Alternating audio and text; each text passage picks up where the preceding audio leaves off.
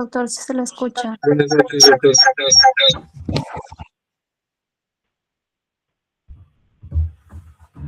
¿Sí se escucha? Sí se escucha, doctor.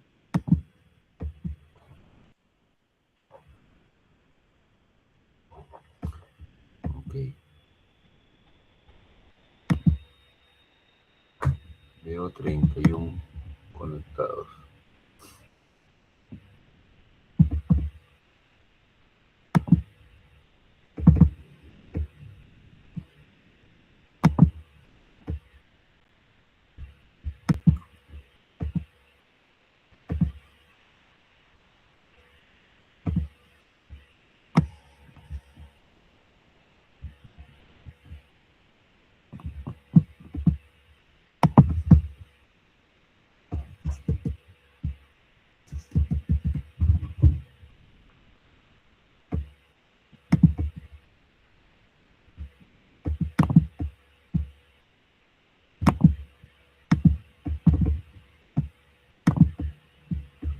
¿Se ve lo que estoy compartiendo?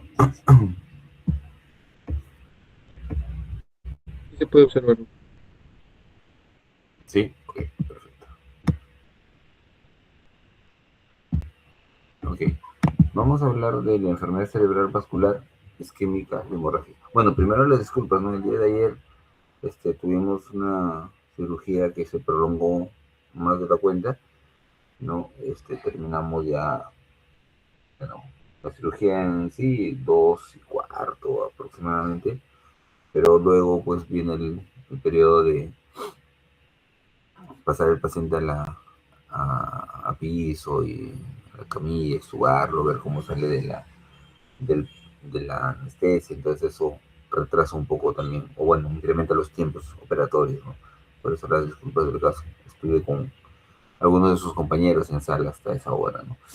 Entonces por eso fue que se me hizo un poco complicado ir para clase y luego de eso, bueno, otras cosas inherentes, ¿no? A la profesión, unas emergencias, se me hizo difícil.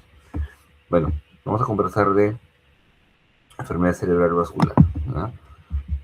Bueno, nosotros no vamos a ahondar en cuestiones fisiopatológicas, puesto que este tema seguramente para ustedes es bastante conocido, ya en capítulos de medicina o neurología. Entonces, eh, lo que sí vamos a, en lo que sí vamos a incidir es seguramente en las aplicaciones de la parte quirúrgica, ¿no? En este tipo de enfermedades que es hasta cierto punto controversial, ¿no? Entonces, nosotros definimos un SB o una enfermedad cerebral vascular como la aparición de un déficit neurológico que puede ser focal o global, de inicio brusco, no convulsivo, y que esté relacionado con una alteración vascular, ¿no? Sinónimo ictus cerebral. Entonces, en nuestro medio, en realidad no tenemos desarrollado, hay algunos intentos, avances por desarrollar unidades de enfermedad cerebral vascular o de ictus cerebral, pero lo cierto es que eso demanda un manejo multidisciplinario, la coincidencia o la confluencia de muchas voluntades con la finalidad de tratar esta enfermedad lo más rápido que se pueda, ¿no? En otras poblaciones, pues nosotros sí encontramos señales como estas, ¿no? En donde la población está empoderada y conoce del tema, ¿no? Por supuesto, no al fondo o no en la forma en la que un personal de salud lo debe conocer, pero sin embargo tienen mucha noción para alertarse ante la presencia, por ejemplo, de una asimetría facial, de la debilidad de una extremidad o de la dificultad para pronunciar palabras. De inmediato se activa un sistema de emergencia que puede derivar con un paciente hospitalizado y tratado en un tiempo bastante importante, ¿no? En nuestro medio, hablar de enfermedad cerebral vascular es hablar por ejemplo, que esta patología es tratada o es atendida en todo caso, en principio por personal de salud, en el mejor de los casos, porque en el peor de los casos, pues es tratado por personales empíricos, boticarios, farmacéuticos, ¿no? Y no es hasta el momento en que o la persona no mejora o simplemente empieza a empeorar su cuadro, en que es atendido por un personal especializado, ¿no?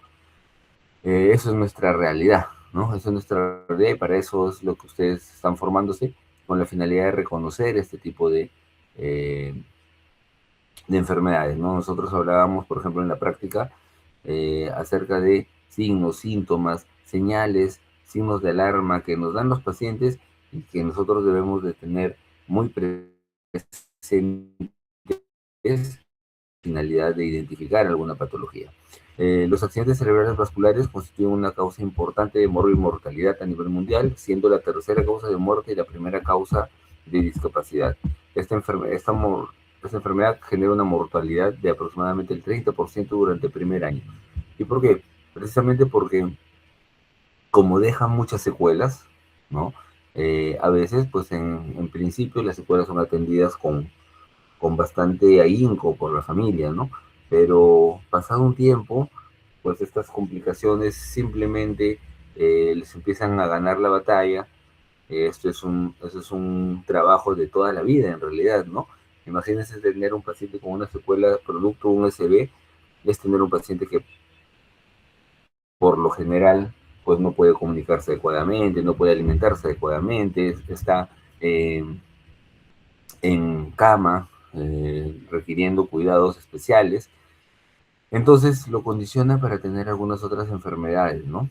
Por ejemplo, úlceras de presión, infecciones urinarias, respiratorias, que a la larga terminan siendo bastante serias en este tipo de pacientes, ¿no? El 20% requieren cuidados institucionales a los 3 primeros meses. Eh, a pesar de que nuestra formación médica nos es netamente basada en la atención al paciente y ver que el paciente se recupere, no podemos dejar de lado la importancia institucional que esto acarrea, ¿no? Tengan en cuenta que un paciente que se encuentra hospitalizado genera cosas, eh, problemas de tipo social, familiar e inclusive económico, ¿no? Una cama hospitalaria es bastante costosa. Imagínense tener un paciente hospitalizado por un mes y medio, 2 meses, ¿no? Buscando su recuperación, pues eso definitivamente como Estado nos mide y nos empobrece cada vez, ¿no? Por eso es vital la promoción de la salud, la prevención de la salud, nivel de atención primario en donde ustedes seguramente se van a desarrollar y la importancia de ese nivel de atención pues radica en combatir los factores de riesgo que desencadenan esta enfermedad, ¿no? Aquí podemos apreciar una tabla de distribución porcentual de los diferentes tipos de infarto cerebral, ¿no? Tenemos en primer lugar los ataques isquémicos transitorios, 15-20%, infartos extensos, 45-50%, 15-20%, y luego la parte hemorrágica, 10% de las hemorragias cerebrales, 1-2% de las hemorragias subaracnoideas, y ese 20% de etiología no precisa. Como podemos ver, las enfermedades que son menos frecuentes son las hemorrágicas, ¿no? Sin embargo, cuando vemos la tabla de mortalidad, vemos que esta se incrementa precisamente en las enfermedades hemorrágicas, alcanzando 45-52% contra 10 o 25% de la patología isquémica. Entonces, a pesar que la etiología hemorrágica es la menos frecuente, también podemos decir que es la más letal. Los pacientes que tienen un SB siempre van a tener alguna secuela. Puede ser una secuela grave o una secuela leve, ¿no? Pero todos en su totalidad van a tener algún tipo de secuela. 50-60% tienen secuelas menores y 30-40% secuelas moderadas a graves, ¿no? Como hemiplegia, afasia, algún otro defecto de repente cognitivo, ¿no? Ahondar en los factores de riesgo, pues es ya de repente no tan ustedes ya vienen con una parte o un conocimiento teórico previo, ¿no? Pero solo recordar que existen factores de riesgo no modificables como la edad, el sexo, la raza, y los factores de riesgo modificables que son sobre los cuales ustedes o todos deberemos actuar, ¿no? Prevenir la hipertensión arterial, la diabetes mellitus, el evitar hábitos nocivos como el tabaco, el alcohol o algunas otras drogas, las EPMs, etcétera, ¿no? Sobre esto nosotros nos movemos, ¿no? Para nosotros, para los neurocirujanos, esto es el pan de cada día. Debemos de conocer muy bien la circulación cerebral. Esa es la única forma que nosotros podamos entender los síndromes que pueden dar alguna enfermedad vascular. ¿Por qué? Porque el árbol vascular es como un mapa. Ese mapa me va a determinar con mucha precisión y exactitud el sitio de afectación dependiendo de la rama arterial o de la rama venosa que tenga alguna implicancia en la patología o en la génesis de la enfermedad. Entonces, conociendo yo el árbol vascular, yo puedo determinar etiología, causas y posibilidades de síntomas, así como de complicaciones, ¿no? Recordar que el sistema vascular del cerebro está comprendido por un sistema circulatorio o de circulación anterior y un sistema de circulación posterior. El sistema de circulación anterior está conformado por las dos grandes arterias carótidas internas, ¿no? Ingresan al cráneo y tienen algunas curvas en el seno cavernoso, eh, originando dos ramas que son las. Aquí podemos encontrar la arteria carótida, que es esta arteria que es de mayor calibre, y llegando hasta este punto emite sus dos ramas terminales. La primera que va para la región, un poquito ahí, para la región externa o lateral, que es la arteria cerebral media, y hacia medial, la arteria cerebral anterior. Por el otro lado tenemos la misma arteria carótida, sus ramas terminales, arteria cerebral media y arteria cerebral anterior. Entre ambas arterias cerebrales anteriores existe una rama, una arteria que las comunica, y toma ese nombre de la comunicación, arteria comunicante a dos arterias cerebrales anteriores. En la región posterior, la circulación posterior está originada por las arterias vertebrales, que estoy detallando aquí con el cursor, a un lado y hacia el otro lado. Estas arterias generan una curva a nivel de la apófisis, perdón, del cóndilo del hueso occipital o de la articulación occipito-ateloidea, o sea, entre el occipital y el atlas, da una curva para penetrar al cráneo a través del foramen magno. Y por encima o a nivel de la apófisis basilar se unen en un solo tronco, ocasionando o originando la arteria basilar, que es esta. La arteria basilar tiene múltiples ramas colaterales, ¿no? La arteria cerebelosa superior, la arteria pica, la arteria cerebelosa posterior inferior, además de las arterias pontinas, que son ramas perforantes, pero sus ramas terminales son la arteria cerebral posterior izquierda y la derecha. ¿Está bien? Hasta ahí tenemos dibujado dos sistemas, pero existe una arteria que sale de la circulación anterior, exactamente es una de las ramas colaterales de la carótida interna, que está marcado con este número 2, que es la arteria comunicante posterior. ¿Y por qué se llama comunicante posterior? Porque comunica la circulación anterior con la circulación posterior, desembocando a nivel de la arteria cerebral posterior de cada lado. Es así que queda aquí definida una imagen geométrica conocida como el poliedro o polígono de Willis. El polígono de Willis no es más que un circuito arterial sobre el cual se establece toda la circulación cerebral. tiene como finalidad principalmente aportar de sangre a las zonas que están excluidas de ella por alguna razón tanto obstructiva o hemorrágica. ¿Qué quiere decir esto? Que debido a que la sangre circula a través de este circuito de manera circular, al momento de fallar alguna de las ramas arteriales, es posible que el flujo de sangre llegue a esas arterias a través de una rama colateral o a través del circuito de polígono de Willis, ¿no? Esto porque es importante, porque nosotros, como nos manejamos en estas áreas, al momento de que nosotros querramos hacer alguna intervención quirúrgica, debemos de conocer dónde están las lesiones vasculares, ¿no? Imagínense su casa, yo no creo que un gasfitero llegue a hacer un trabajo del agua sin cortar ella, ¿no es cierto? Tienen que cortar el agua para poder trabajar. Nosotros lo mismo, tenemos que saber por dónde circula la sangre, porque ante determinadas circunstancias podemos ocasionar un cierre parcial de las arterias con la finalidad de realizar algún tipo de trabajo.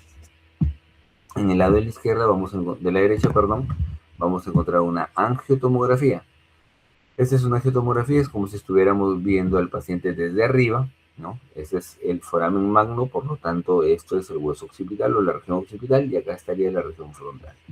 Aquí vemos cómo las arterias vertebrales ingresan al foramen magno, acá está una, acá está la otra, y se juntan formando el tronco de la arteria basilar, ocasionando sus ramas terminales, la arteria cerebral posterior, para un lado y para el otro lado. Y por adelante encontramos la arteria carótida, con sus dos ramas terminales, la cerebral media y la cerebral anterior. Aquí vemos la arteria comunicante anterior que une las dos arterias cerebrales anteriores, de un lado contra el otro lado.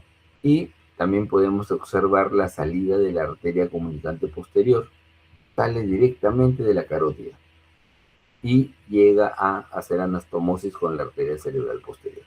Entonces, de esta forma, o esto es lo que nosotros vemos, o ese es el examen que nosotros solicitamos para poder tener en claro qué es lo que está pasando con la circulación cerebral. Los síndromes neurovasculares son variados y se clasifican según el tipo, según la región que puede albergar toda esta lesión. Puede ser un infarto completo de la circulación anterior, un infarto parcial de esta circulación, así como los infartos lacunares y los infartos de la circulación posterior. Cada uno de ellos va a tener una implicancia clínica. Por ejemplo, si yo tengo un paciente con una alteración a nivel de la arteria carótida interna, pues la arteria carótida interna irriga los hemisferios, el diencéfalo, y tiene ramas terminales interhemisféricas y las arterias oftálmicas. Por lo tanto, si hubiera una lesión a nivel de la arteria carótida interna, el paciente va a tener problemas como hemiplegia, hemianestesia, hemianoxia, afasia, etcétera, ¿no?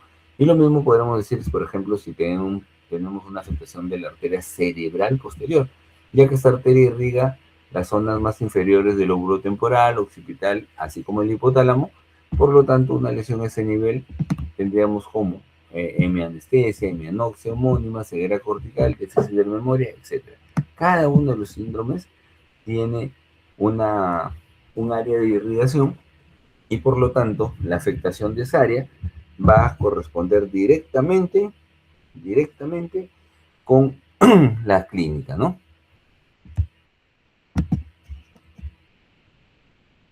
En los SBI isquémicos tenemos que recordar algunas cosas, ¿no? Que en la fisiopatología se incluyen algunos conceptos básicos, ¿no? Por ejemplo, hablamos de la zona de necrosis, que es la zona más interna donde se produce un daño arterial, ¿sí? Es una zona del cerebro que es irrecuperable o donde encontramos ya muerte celular. Por encima de esa área de necrosis es la zona de penumbra. Esta zona de penumbra es la que estamos destinados a tratar y en todo caso es nuestro objetivo para poder mejorar al paciente. Esa zona es la zona que podemos nosotros rescatar del cuadro aparatoso de un SB isquémico. Además tenemos una zona de oligoemia que es más periférica, es una zona donde la irrigación cerebral llega en menor proporción. Entonces, existen muchas posibilidades de cuando hablamos de la etiopatogenia de la enfermedad, ¿no? Desde causas cardíacas, alteraciones hemodinámicas, etc. Esto debe quedarnos claro, que el SB isquémico, el SB se descompone o se clasifica en dos grandes grupos, el SB isquémico y el SB hemorrágico. Es evidente que el SB isquémico es el más frecuente, es el que tiene la mayor casuística, llegando aproximadamente al 80-85% de todos los SBs, dejando al SB hemorrágico con un 15%. Entonces, el SB de tipo isquémico tiene varias formas de presentación: el SB trombótico, el embólico, el transitorio y lacunar. Trombótico y embólico son de causa, prioritariamente, de causa cardíaca. Por lo tanto, un paciente con una enfermedad o con un SB isquémico tiene la necesidad de realizarse un estudio cardiológico, porque son las primeras de las son los tipos más frecuentes de SB y que tienen como base precisamente algún trastorno o de bomba o de la sangre misma. El SB de tipo transitorio es un SB que no es propiamente un SB. Sucede que los pacientes van a tener clínica de una enfermedad cerebral vascular, que puede estar representada por hemiparesia, afasia, trastorno de sensorio de repente, un trastorno motor progresivo, apariencia de reflejos anormales como el Babinski, etc. Pero que todos estos daños van a ser reversibles en el tiempo. ¿En cuánto? En menos de 24 horas. Los pacientes con un ACV transitorio se recuperan dentro de las primeras 24 horas, ¿no? Desaparece el déficit motor o el déficit de sensibilidad, así como el trastorno de sensorio, desaparecen. Y lo más importante de esto es que este tipo de síndrome no deja ningún tipo de representación o secuela en el cerebro. O sea, vamos a tener un paciente con una tomografía de características normales. En cambio, el SB hemorrágico no podemos encontrar una tomografía con características normales. La sangre que se extravasa de los vasos sanguíneos siempre va a generar algún tipo de problema a nivel del parénquima cerebral. Y tenemos dos grandes grupos, el ACV hemorrágico de tipo intraparenquimal y el subaracnoideo.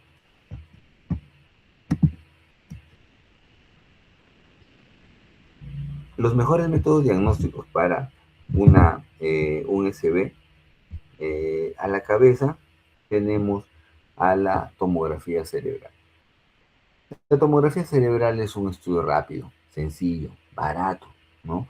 Que nos permite realizar un screening de muchos pacientes de manera rápida y tratando de detectar algún tipo de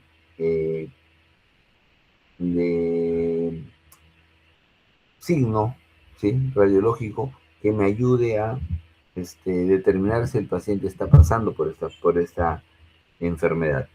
Dentro de los signos más tempranos tomográficos que podemos encontrar en un paciente con sospecha de SB, tenemos el signo de la arteria hiperdensa. Normalmente en condiciones normales no se observa en una tomografía los vasos sanguíneos, ni arteriales ni venosos, normalmente. Pero cuando existe algún tipo de trastorno, nosotros podemos encontrar, por ejemplo, ahí a diferencia de este gráfico, es que se puede impresiona que esta arteria, que es la cerebral media, la que ocupa el valle de Silvio, esta arteria está más blanca que cualquier otra. Es más, no se puede diferenciar en otros lados. Entonces, este signo de la arteria hiperdensa asociado a la parte clínica seguramente nos dará un diagnóstico presuntivo de una enfermedad cerebral vascular. La pérdida de la interfaz de sustancia blanca y sustancia gris. Normalmente la sustancia gris recorre toda la longitud del cerebro, incluyendo los surcos y cisuras. Por debajo de esa sustancia está la sustancia blanca que está conformada por los axones. Cuando tenemos una tomografía normal, por ejemplo, no sé si ustedes podrán alcanzar ahí, a ver, pero acá yo noto una línea que separa esta densidad de la densidad media, ¿no? Es un poco difícil de observar, pero lo cierto es que esa diferenciación se pierde y se ve todo el cerebro como si fuera una sola densidad. Pérdida del reborde de la ínsula. La ínsula es un lóbulo, es un lóbulo cerebeloso que se encuentra a nivel del opérculo. El opérculo es el sitio de confluencia de tres lóbulos: el lóbulo frontal, el lóbulo parietal y el lóbulo, eh, perdón, el lóbulo frontal, el lóbulo temporal y el lóbulo parietal, ¿no? Coincide muy bien este punto con la cisura de Silvio. Entonces, estos pacientes, cuando tenemos un paciente con una, eh, con una sospecha de un SB y encontramos la pérdida de la interfaz de la sustancia blanca con la sustancia gris, podemos sospechar de un SB, además de la pérdida del reborde insular. Eh, la ínsula, acá no se nota tan claro, pero la ínsula, al encontrarse en la profundidad de la cisura de Silvio, encontramos una superficie plana por un lado y un poco aserrada por el otro, ¿no? Entonces, cuando esa diferenciación se pierde, es posible, o sea, estamos entre las posibilidades de un SB, además del borramiento de surcos y cisuras.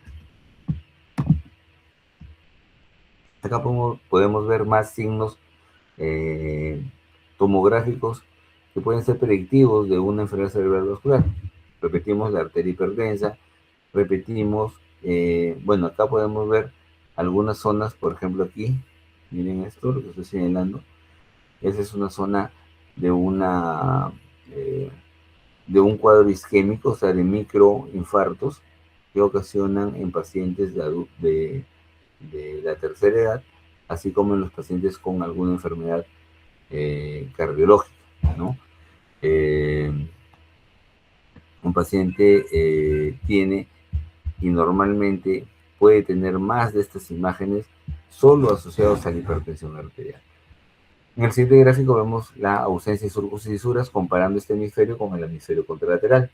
Y además debemos de recordar que no siempre nosotros estamos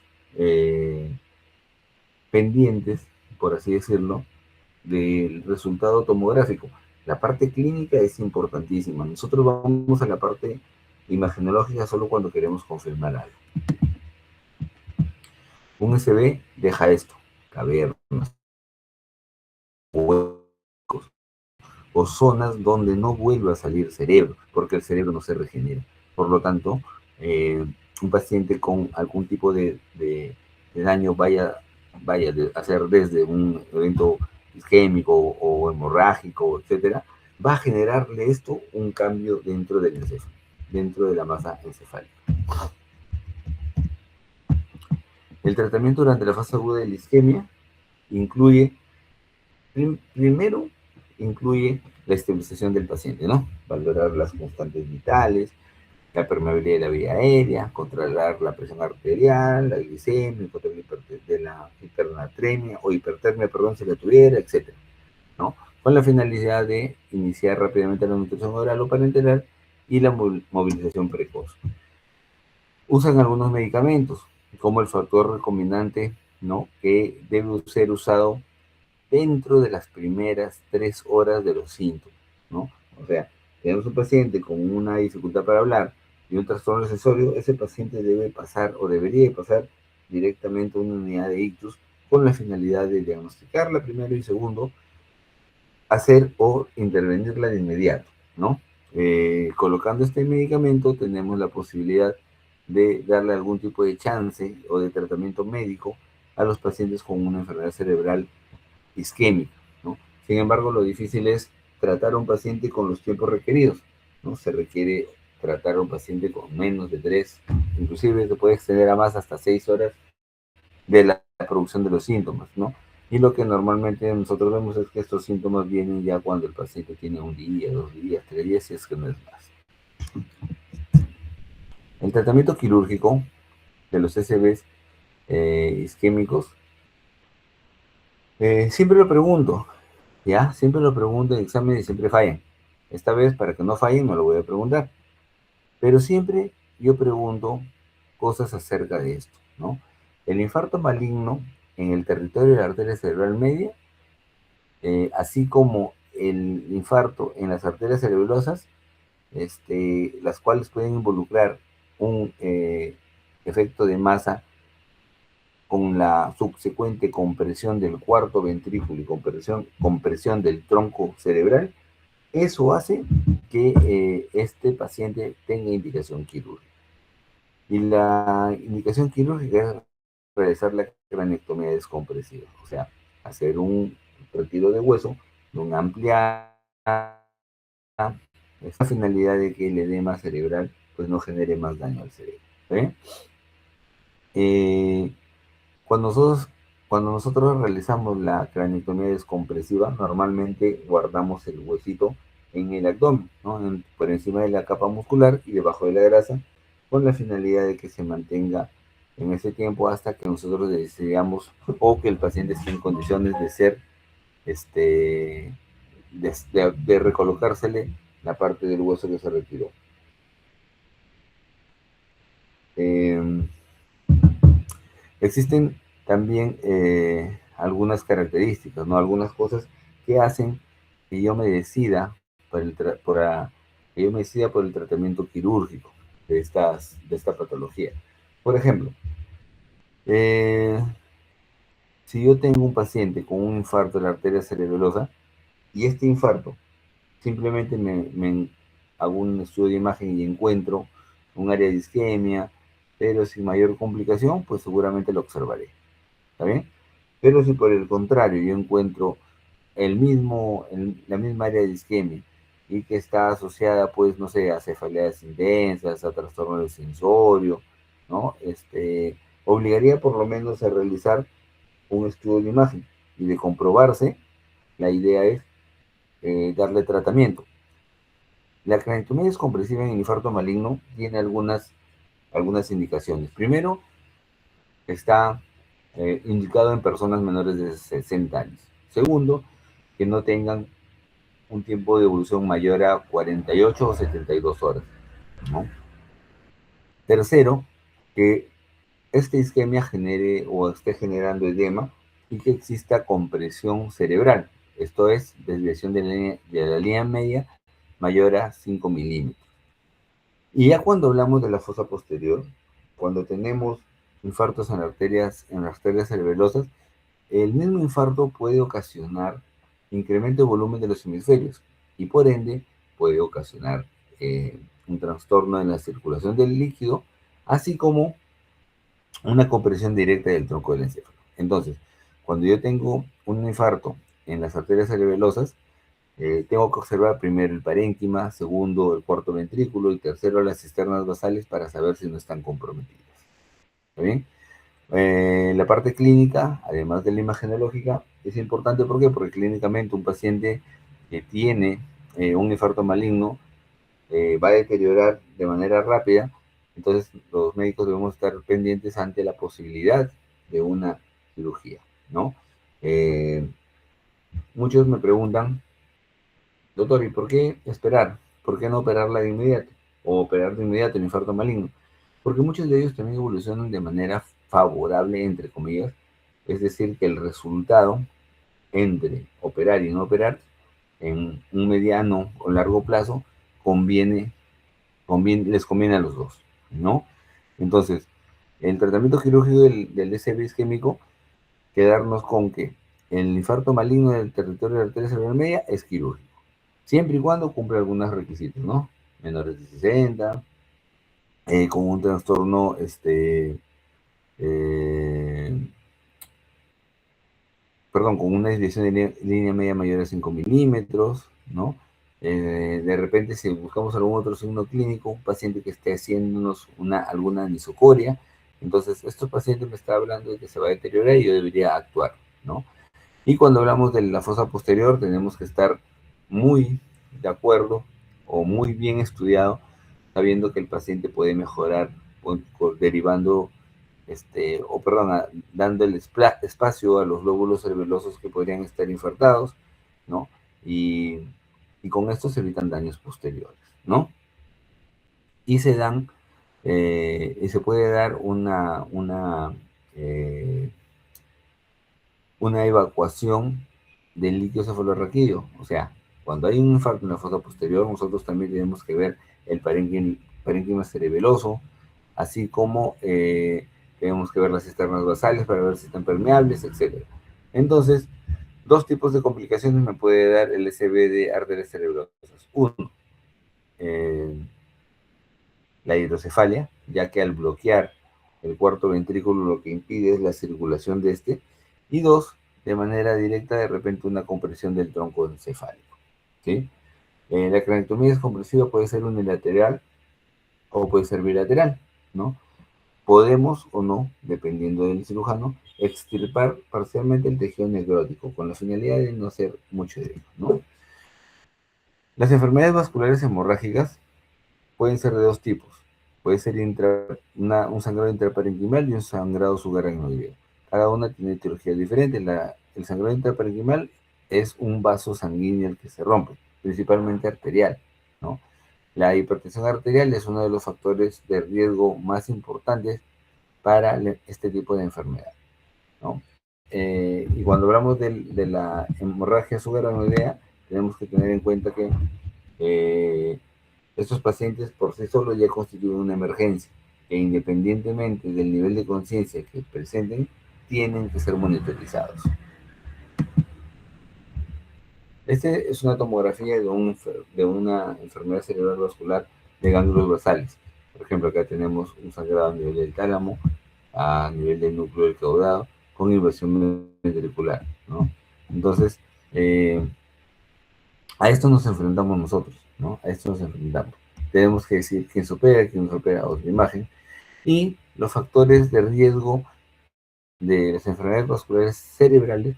Está la hipertensión arterial, aneurismas saculares, malformaciones, trauma craneal, etcétera, ¿no? Sin olvidar que existe riesgo como el alcohol, raza y edad. Por lo tanto, las hemorragias intraparenquimales constituyen hasta el 60% de etiología hipertensiva y se rompen por lo general vasos sanguíneos de las arterias lentículas striadas, de las tálamo perforantes o vacilares paramediales, ¿no? Entonces, la hipertensión arterial produce normalmente cambios en la túnica media, que es la túnica muscular, llenando este territorio vascular de una lipohialinosis. Entonces, con esto se genera un cambio en la estructura del vaso sanguíneo que lo hace más propenso a alguna ruptura. Por ejemplo, una mención aparte tiene la angiopatía amiloide. La angiopatía amiloide son depósitos de precisamente sustancia amiloide en las paredes, en las paredes arteriales.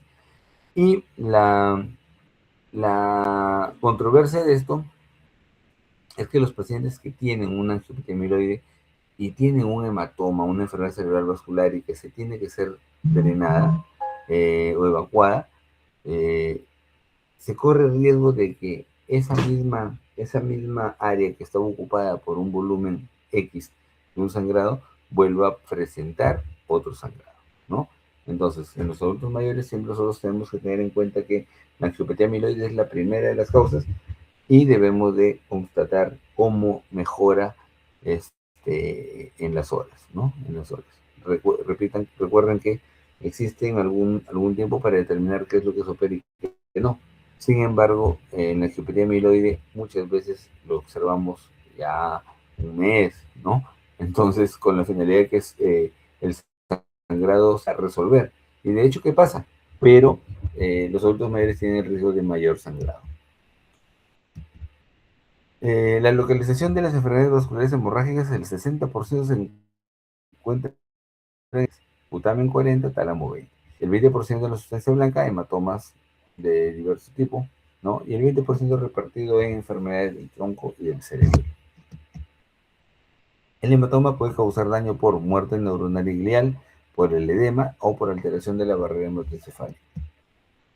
Clínicamente, el paciente puede tener un síndrome focal cerebral agudo, ¿no? O una que se uh, caracteriza por tener cefalea intensa, vómitos inmediatos, disminución de la conciencia, inclusive hasta crisis compulsivas, ¿no? Recordar que los hematomas pequeños deben de diagnosticarse por imagen, ¿no? Deben identificarse por imagen, porque muchas veces es imperceptible la clínica. Y dependiendo de dónde tengamos la lesión, es que vamos a encontrar algunos tipos específicos del examen físico, ¿no? Entonces, hemorragias en el tronco cerebral es un sitio que hasta el momento, está proscrito para algún tipo de cirugía, para evacuación de este sangrado, ¿no? Entonces, sin embargo, no podemos dejar de pensar que esto es posible, o es probable, ¿no? Y que las posibilidades de complicaciones van a depender también van a depender también del tipo de sangrado, ¿no? Si es un sangrado pequeño o grande y de la localización en la que se encuentra.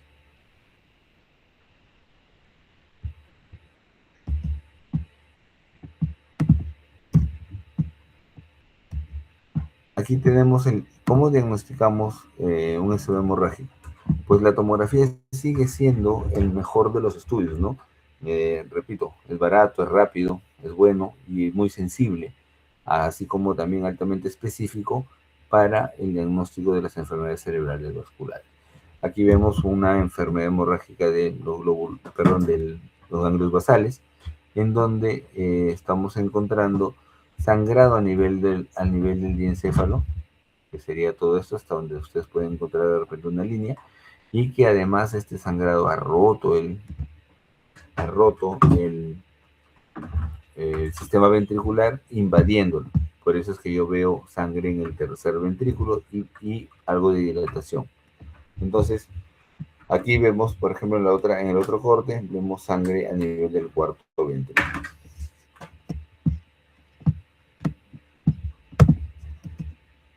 El tratamiento de la enfermedad cerebral vascular hemorrágica es netamente médico en la mayoría de sus presentaciones.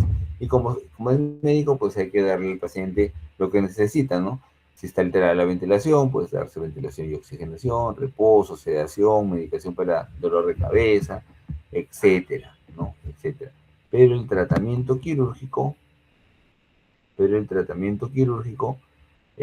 incluye desde monitorizar la presión intracraneal, que recuerden que se hace a través de un monitor de presión intracraneal, que es de colocación quirúrgica, así como la evacuación de los hematomas que pudiera tener, ¿no?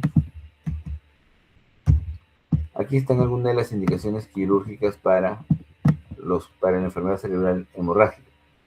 Cuando es infratentorial, nosotros debemos de buscar en una tomografía, en el corte axial, repito, nosotros debemos de buscar en una tomografía en el corte axial el mayor diámetro que pueda presentar ese hematoma. Y si ese diámetro mayor que yo le encuentro supera los 3 centímetros, ese hematoma debe ser quirúrgico. Esa es la definición. Sin embargo, existen otros hematomas que probablemente no alcancen estas dimensiones, pero que por su localización podrían generar algún tipo de problema posterior o complicación, como por ejemplo la hidrocefalia. Si un paciente está con hidrocefalia, si el hematoma sea pequeño, el paciente es quirúrgico, ya sea para quitar el hematoma o para colocar un drenaje ventricular externo. Además de ello, otra de las indicaciones quirúrgicas de la fosa infratentorial es cuando el sangrado está ocasionando compresión directa del tronco. Recuerden que delante del cerebelo está el cuarto ventrículo y ahí nomás está el tronco del encéfalo. Cuando hablamos de las indicaciones quirúrgicas en los sangrados supratentoriales, siempre se va a generar algún tipo de discusión. En lo que no hay discusión es en que el tratamiento quirúrgico se realiza en pacientes con que tienen un sangrado intracerebral y que este sangrado tiene un volumen mayor a 30 centímetros cúbicos de sangre, ¿no? Para eso existen algunas técnicas de medición en la que se usan los cortes axiales de las ecografías con la finalidad de calcular el volumen sanguíneo, el volumen, perdón, del hematoma, ¿no? Y si este supera los 30 cc, ese hematoma es quirúrgico. Ahora, ¿hasta cuánto es quirúrgico? Mucha bibliografía refiere que hasta 80 centímetros cúbicos, otros dicen que a 100 mililitros. Lo cierto es que no hay un consenso en cuanto a el límite superior. Con el límite inferior, todos de acuerdo. Por encima de 30 cc, eso es quirúrgico. Pero el límite superior, en alguna bibliografía lo dicen 80, 85, 90, etc. Lo cierto es que se, se indica como tratamiento quirúrgico aquellos que tengan menor de 80 cc. Pero si tiene 81, 90, 100 de cc, ¿no lo operaríamos? La respuesta es depende. ¿Depende de qué? Depende de cómo esté el paciente. Si tiene un nivel sensorio adecuado, si tiene algunas respuestas de tipo, algunas respuestas centrales, si el tiempo de evolución es menor a 48 a 72 horas y si es que en el tiempo de observación el paciente se ha ido deteriorando, ¿no? Esas son las indicaciones más precisas para los hematomas supratentoriales. A veces, cuando nosotros indicamos el tratamiento conservador para esta patología, casi siempre nos topamos con esta, por lo menos en mi caso, casi siempre me topo con esta pregunta, ¿no? Doctor, si tiene sangre en este momento, ¿por qué me dice usted que vamos a esperar con medicamentos, con medicina, con lo que sea?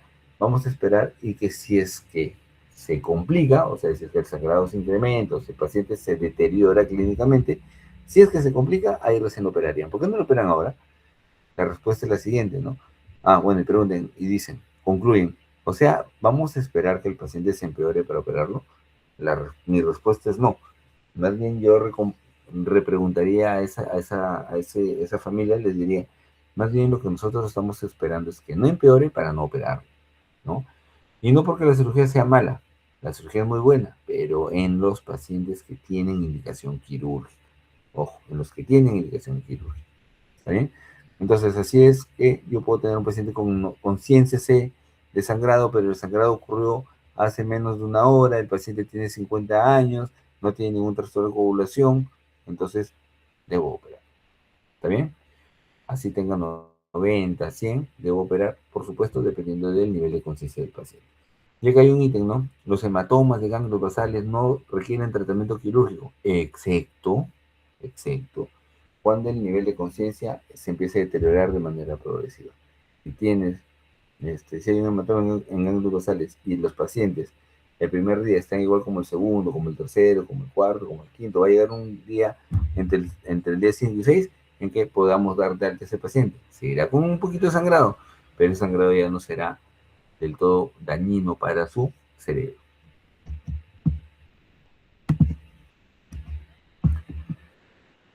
Este es un tema un poquito aparte, lo tomamos como aparte, pero está dentro del síndrome de enfermedad cerebral vascular, ¿no?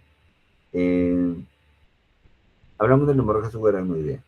Cuando decimos hemorragia subaracnoidea, hablamos de la sangre que se libera al espacio subaracnoideo, que generalmente, y de aquí lo van a escuchar hasta siempre, generalmente el 95% de pacientes que tienen un tipo de sangrado como este se debe a la ruptura de un aneurisma cerebral.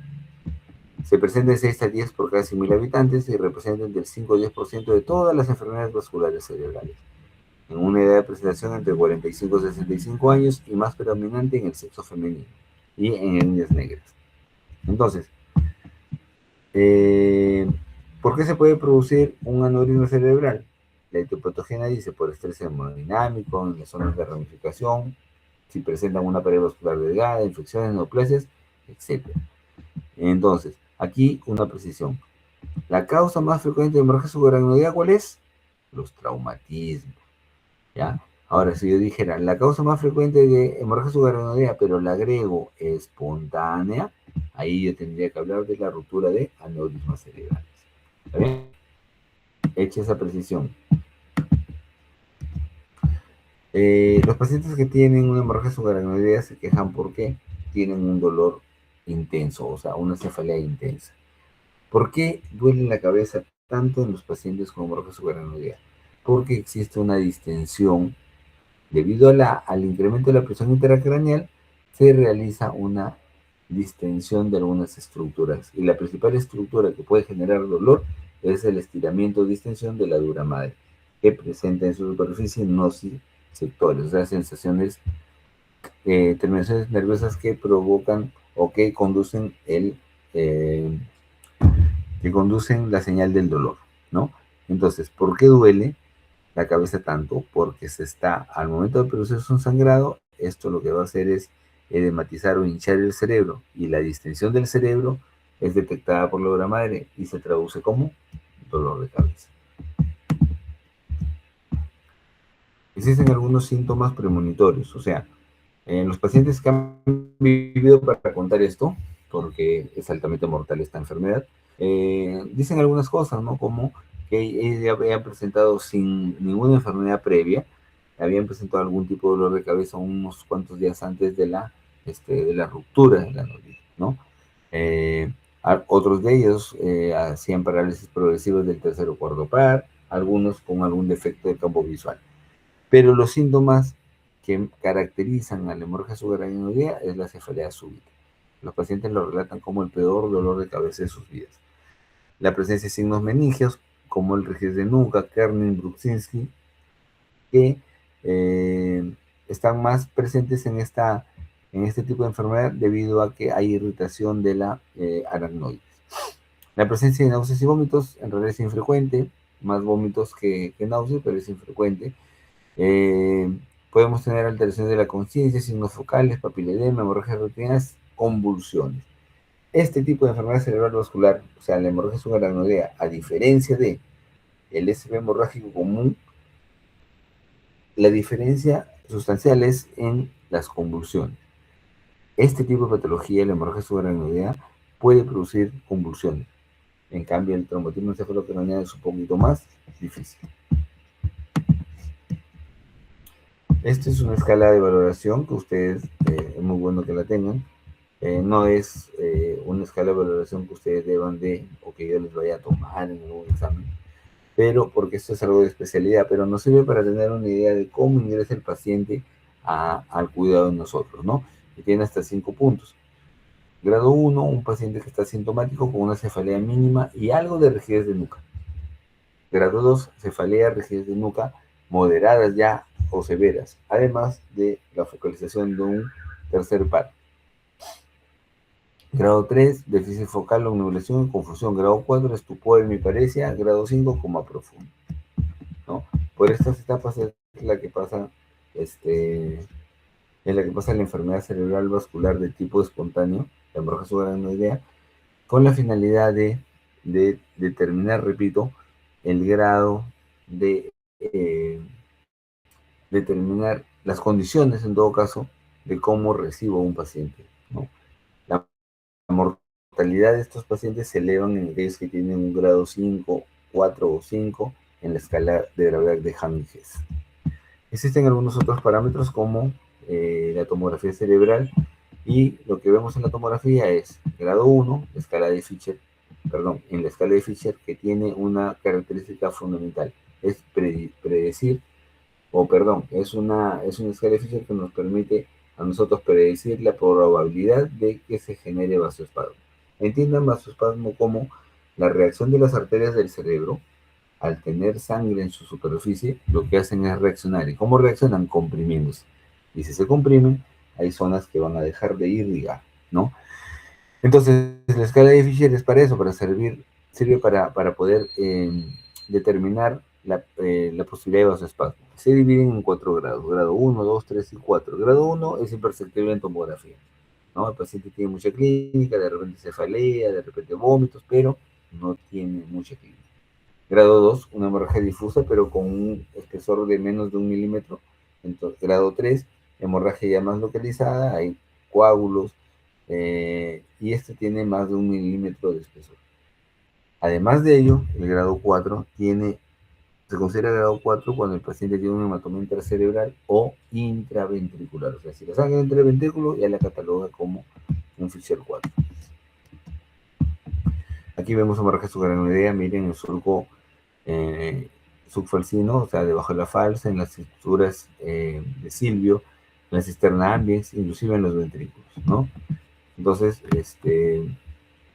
sigue siendo para nosotros la tomografía un buen estudio. Sin embargo, la tomografía llega hasta acá, a decirme, hay un sangrado, no dice más. Pueden hacerse punciones lumbares, sí, cada vez se hacen menos, pero la punción lumbar puede demostrar glóbulos rojos incrementados en el LCR.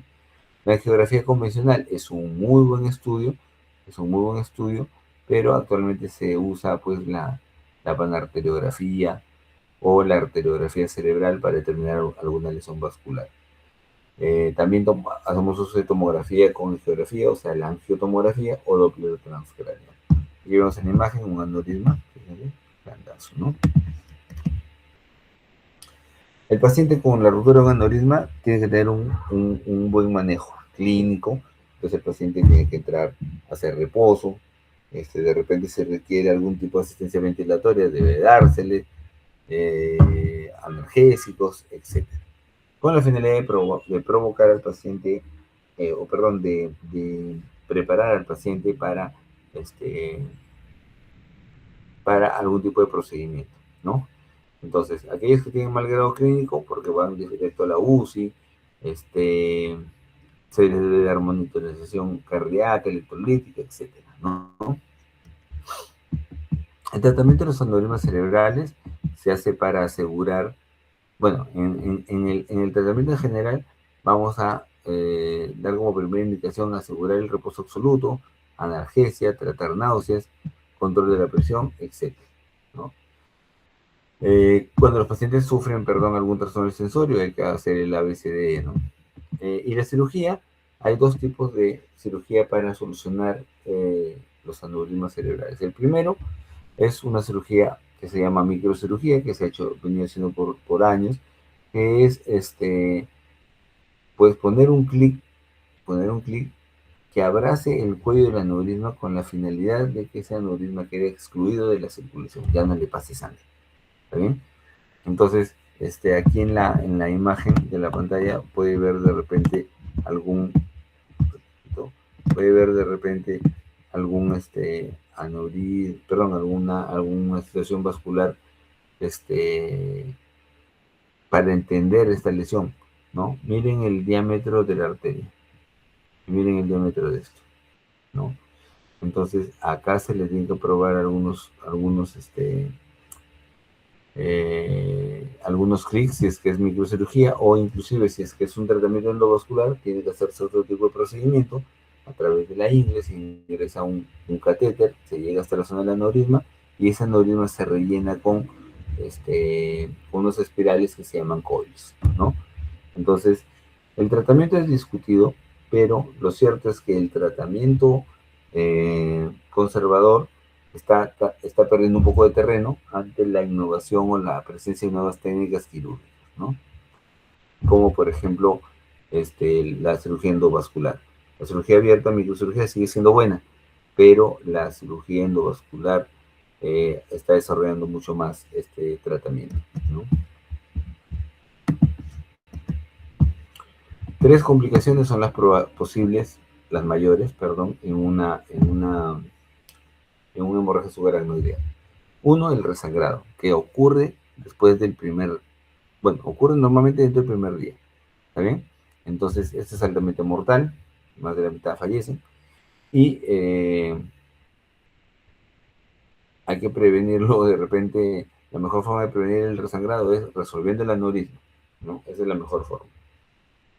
Hidrocefalia, que es un problema ya un poco tardío, ¿no? En donde existe cierta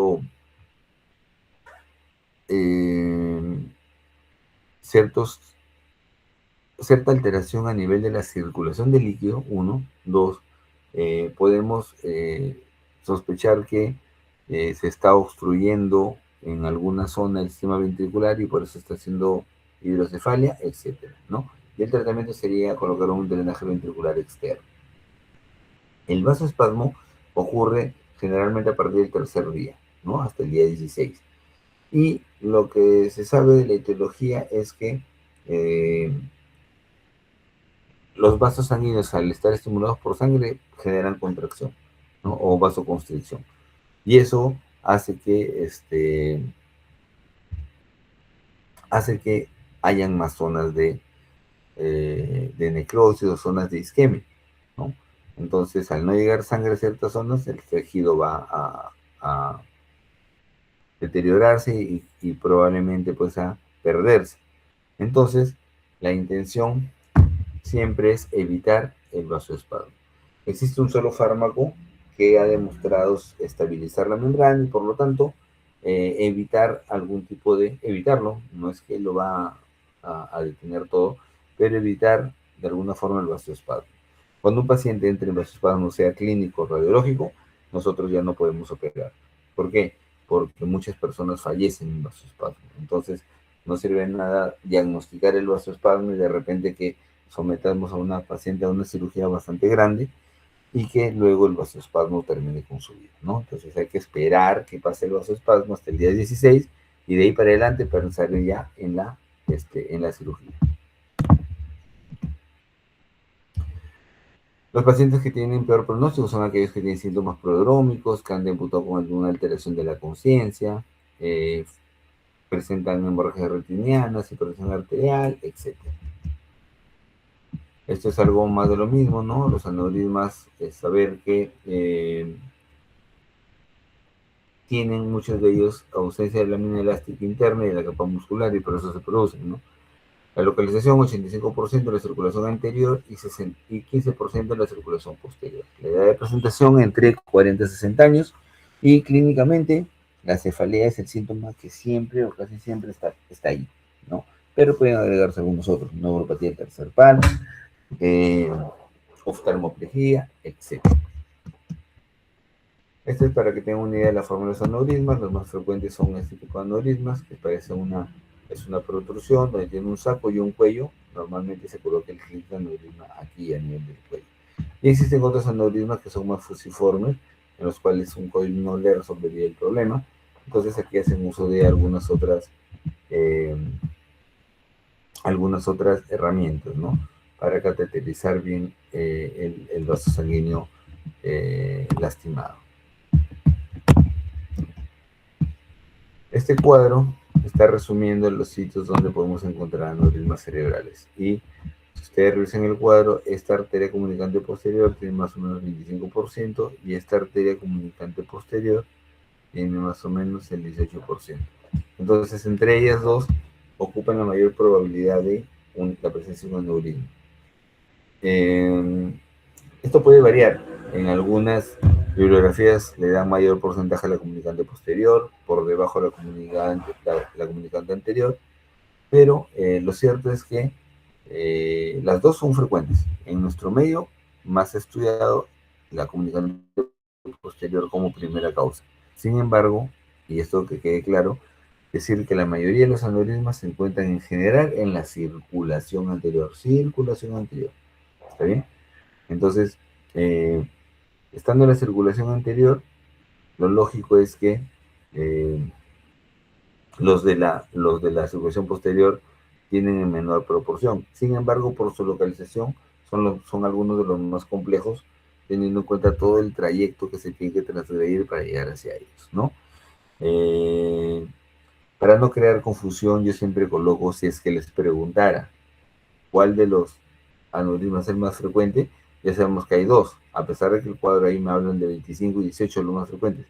Yo identifico dos, ¿no? Entonces, lo que hay que hacer allí simplemente es un aneurisma de comunicante anterior o aneurisma de comunicante posterior, ¿no? Entre los dos está la mayoría de los aneurismas, ¿no?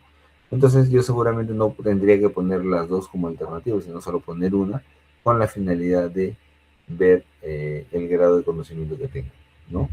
Entonces, para repetir, los aneurismas de la arteria comunicante posterior, así como los aneurismas de la arteria comunicante anterior, ¿no?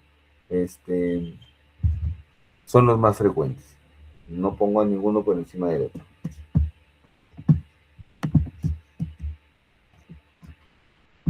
Bueno, el diagnóstico, ya hemos más o menos hablado algo. Primero, diagnosticar la presencia del sangrado con una tomografía, ¿no? Que lo muestra muy bien.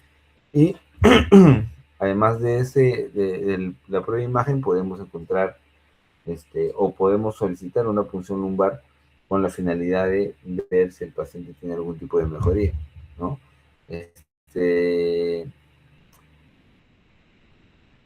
Además de ello, nosotros si no tenemos la probabilidad de tratar a este tipo de pacientes, pues lo que nos queda es hacer una referencia, ¿no? Hacia un centro de mayor complejidad.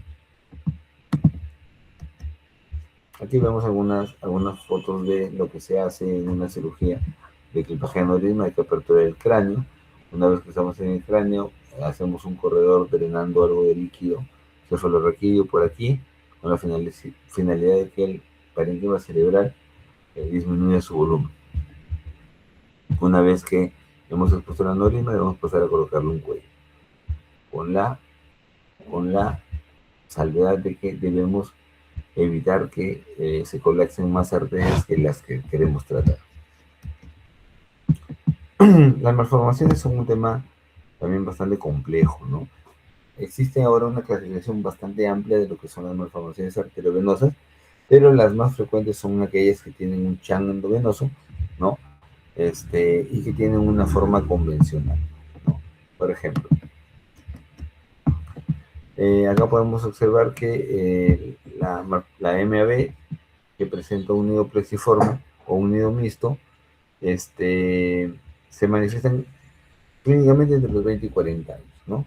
Entonces, el modelo básico de una MAB es un vaso que ingresa, un vaso sanguíneo que sale y un nido que está compuesto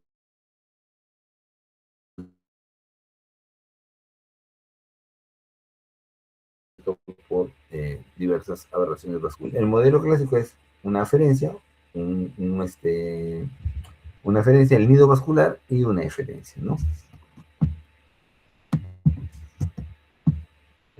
Más o menos algo así, una aferencia, aquí para acá, un entramado vascular y luego aneurisma. La clínica de los aneurismas tienen como cefalea el síntoma más frecuente, 25% convulsiones, 50% de sangrados.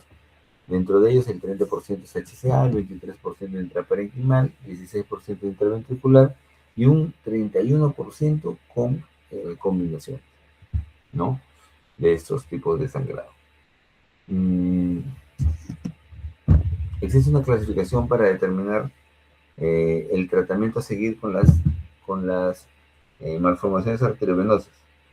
Y esa clasificación la hicieron dos estudiosos, Sperler y Martin, y determinan algunas cosas sencillas, ¿no? Desde mi punto de vista. El tamaño de la MB, menor a 3, un punto, mayor de 3 a 6, 2 puntos, y mayor a 6, 3 puntos. La ubicación, si no está en un área no elocuente, si está en un área no elocuente, 0 puntos, en un área elocuente, 1 punto.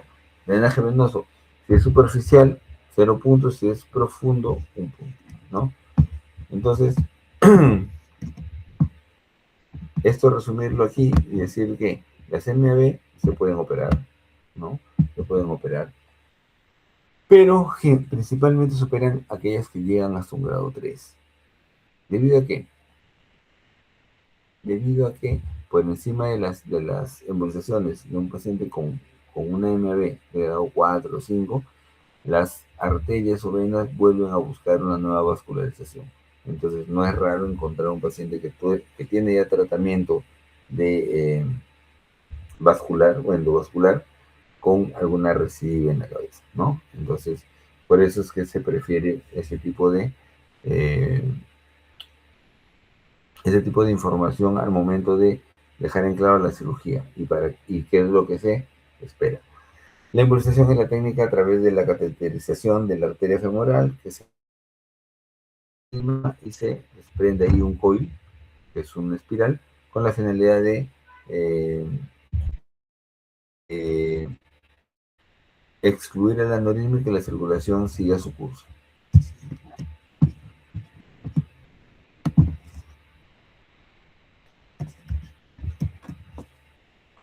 Aquí vemos una MAB, miren, todo esto se ve aquí tratada, aquí también una MAB,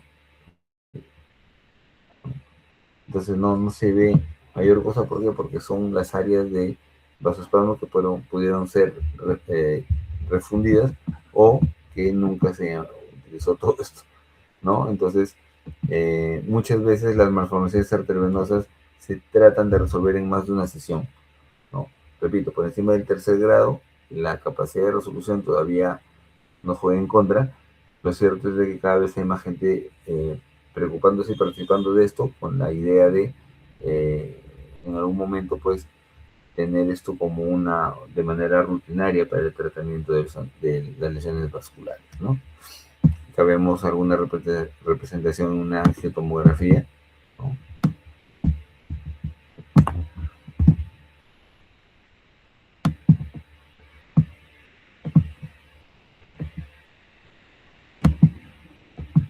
Entonces,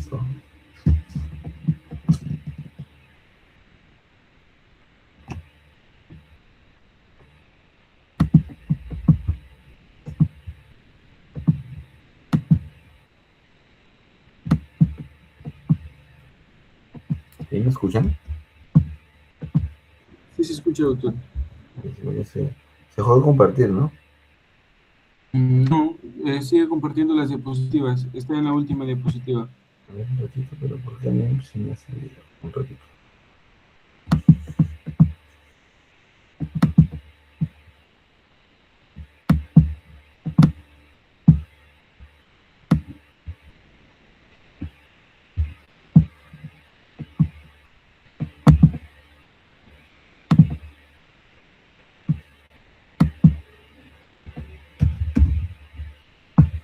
Ok, ahí, ¿ven? Estoy en la Denver, ¿verdad? Sí. Ya, ok. Miren esa malformación, ¿no? Es una cosa gigantesca. Imagínense tratar de querer reducir esta cantidad de vasos aberrantes es bastante complicado, ¿no? Entonces, existen algunas otras técnicas, ¿no? Como la radiocirugía. La radiocirugía es la radiación a pocas áreas eh, del cerebro con la finalidad de matar algunas células, ¿no?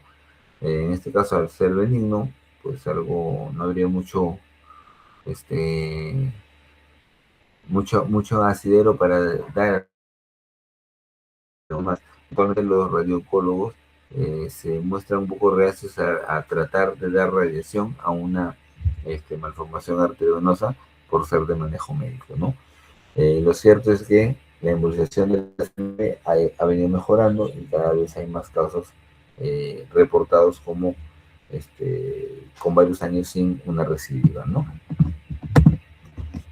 Aquí vemos también una imagen de una MB. Este es un cavernoma, miren, una imagen redondita, ¿sí? Y deja su rastro de hemosideris. Muy bien, ¿alguna pregunta? La doctora Elena me confirmó el examen para el día miércoles, o jueves, perdón, 3 de la tarde, pero no, pues, antes que me pregunte yo. ¿Preguntas, chicos?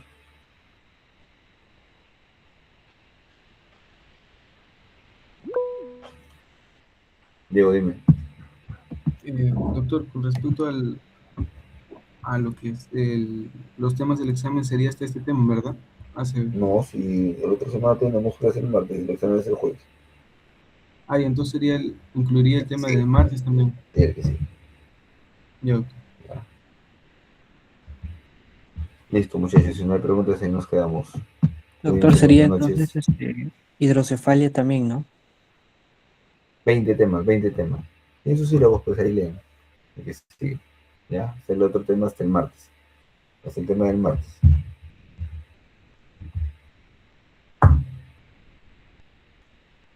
¿Sí? ¿Listo?